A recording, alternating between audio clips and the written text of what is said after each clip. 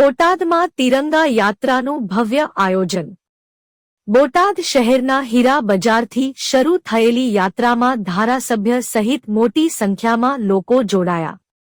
બોટાદ જિલ્લા કક્ષાની તિરંગા યાત્રાનું બોટાદમાં કરાયું આયોજન। ભારતીય સૈનિકો દ્વારા પાકિસ્તાનમાં ઘૂસી ઓપરેશન સિંદૂરમાં 100 જેટલા આતંકવાદીઓનો ખાત્મો બોલાવ્યો તેમજ પાકિસ્તાન દ્વારા ભારત પર કરાયેલ ડ્રોન હુમલાને ભારતીય સૈનિકો દ્વારા નિષ્ફળ બનાવી ખૂબ સારી કામગીરી કરેલ, જેની આજે સમગ્ર ભારત ગર્વ લઈ રહ્યું છે। ત્યારે સૈનિકોના સમર્થનમાં આજે તિરંગા યાત્રા કાઢવામાં આવી। હાથમાં તિરંગો અને ભારત માતા કઈ જયના નારા સાથે શહેરના મુખ્ય માર્ગો ગુંજી ઉઠ્યા। ધારાસભ્ય, રાજકીય આગેવાનો, સામાજિક સંસ્થા સહિત શહેર તેમજ જિલ્લાના નાગરિકો તિરંગા યાત્રામાં જોડાયા હતા। કાશ્મીરના પહેલગામમાં પાકિસ્તાનના આતંકવાદીઓ દ્વારા 26 જેટલા નિર્દોષ પર્યટકો પર હુમલો કરી ગોળી મારી આતંકવાદીઓ દ્વારા નિર્મમ હત્યા કરવામાં આવેલ, જેનો રોષ સમગ્ર ભારત સહિત અન્ય દેશોમાં પણ જોવા મળેલ। ત્યારે ભારતીય સૈનિકો દ્વારા પાકિસ્તાનમાં રહેતા આતંકવાદીઓના આ હુમલાનો પાકિસ્તાનમાં ઘૂસી ભારતીય સૈનિકો દ્વારા હુમલો કરી 100 થી વધુ આતંકવાદીઓનો તેમજ તેમના બંકરો નો ખાત્મો બોલાવેલ। ત્યારે ભારતના સમગ્ર ભારતીય સૈનિકોની કામગીરીનો ગર્વ લીધો, જેના ભાગરૂપે ભારતમાં ઠેર ઠેર તિરંગા યાત્રા કાઢવામાં આવી રહી છે। ત્યારે આજે બોટાદ જિલ્લા કક્ષાની તિરંગા યાત્રાનું બોટાદ શહેરમાં આયોજન કરવામાં આવેલ। બોટાદ શહેરના નાગલપર દરવાજા ખાતે સૈનિક સ્ટેચ્યુ ખાતે તિરંગા યાત્રામાં હાજર રહેલા ગઢડા ધારાસભ્ય શંભુપ્રસાદ ટુંડિયા તેમજ અન્ય કાર્યકરો દ્વારા ફુલહાર કરી ભારત માતાનો જય ઘોષ કરી તિરંગા યાત્રાનું પ્રસ્થાન કરેલ, જે તિરંગા યાત્રા શહેરના મુખ્ય માર્ગો પર ફરી તિરંગા યાત્રા હાજર લોકોના હાથમાં તિરંગો અને મનમાં રાષ્ટ્રભાવના સાથે ભારત માતા કી જયના નારા સાથે બોટાદ શહેરના મુખ્ય માર્ગો ગુંજી ઉઠ્યા હતા। તિરંગા યાત્રામાં ગઢડાના ધારાસભ્ય શંભુપ્રસાદ ટુંડિયા, રાણપુર ધંધુકાના ધારાસભ્ય કારુભાઈ ડાભી તેમજ રાજકીય આગેવાનો, અલગ અલગ સંસ્થાઓના આગેવાનો તેમજ મોટી સંખ્યામાં શહેરી નાગરિકો જોડાયા હતા।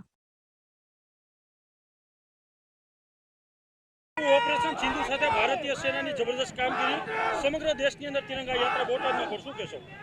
આજે દેશના યશસ્વી પ્રધાનમંત્રી આદરણીય નરેન્દ્રભાઈ મોદીના વડપણવાળી સરકારના માધ્યમથી ભારતીય સેનાની ત્રણેય પાંખો દ્વારા જે આપણા નિર્દોષ નાગરિકો ઉપર જે રીતે હત્યાકાંડ ત્યાં પહેલગામમાં કરવામાં આવ્યો અને ત્યાર પછીની સરકારની જે કડક કામગીરી છે, ઘૂસ કર કે મારેંગે, એ ઉક્તિને યથાર્થ અને ઉચિત સેનાએ સાબિત કરી છે। ત્યારે આજના દિવસે એ નિર્દોષ મારનાર જનાર નાગરિકો અને આપણા સેનાના જે જવાનો છે, શહીદો, એ બધાને શતકોટી નમન સાથે અહીં અમે પક્ષ દ્વારા અને સરકાર દ્વારા જે પ્રકારે દરેક નગરોમાં તિરંગા યાત્રાનું આયોજન કરવામાં આવ્યું છે, એમ આપણા બોટાદ નગરની અંદર પણ આખા જિલ્લા કક્ષાની તિરંગા યાત્રા કાઢી છે શહીદોની વંદના માટે।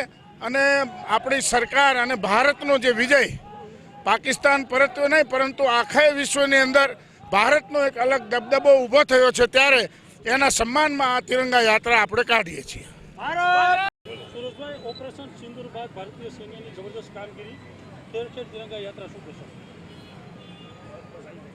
પુલવામાના ઘટના પછી, પહેલગામના ઘટના પછી ભારતના સૈનિકોએ જે બહાદુરી બતાવી છે, કોઈ પણ વ્યક્તિને નુકસાન ન થાય અને પાકિસ્તાનને ગોઠણભેર કરી ધૂળચાટતું જે કર્યું છે, એના અનુસંધાને આતંકવાદીઓના ખાત્મો કર્યો છે અને જે પ્રમાણે ઝીરો ટોલરન્સ નીતિથી યુદ્ધ કરી અને જે વિજય મેળવો કહી શકાય એવો અત્યાર સુધીનો ઐતિહાસિક ઘટના જે બની છે, ભારતે જે વિશ્વમાં નામ આપણું રહે અને એવી જ સ્ટ્રાઇકો કરી છે, એટલા માટે સમગ્ર ભારતમાં તિરંગા યાત્રા અહીંયા diamond association, Bharatiya Janata party, વિવિધ સંસ્થાના કાર્યકર્તાઓ સાથે રહી અને આજે બોટાદ નગરમાં જિલ્લા કક્ષાની તિરંગા યાત્રા કાઢવામાં આવી છે। સાથોસાથ આ જિલ્લાના 15 જેટલા યુવાનો જે સરહદ ઉપર ચોકી કરી રહ્યા છે એના પરિવારજનોને શાલ ઓઢાડી અને પુષ્પમાળા કરી અને એમનું સન્માન કરવામાં આવ્યું છે. હજારોની સંખ્યામાં અહીંયા લોકો એકત્રિત રહી ત્રિરંગાની યાત્રા કાઢી અને ભારતીય સૈનિકોએ જે બહાદુરી બતાવી છે એમને શુભેચ્છા પાઠવી છે. એમની સાથે ભારત છે, ભારત એક છે એવો સંદેશ આપ્યો છે.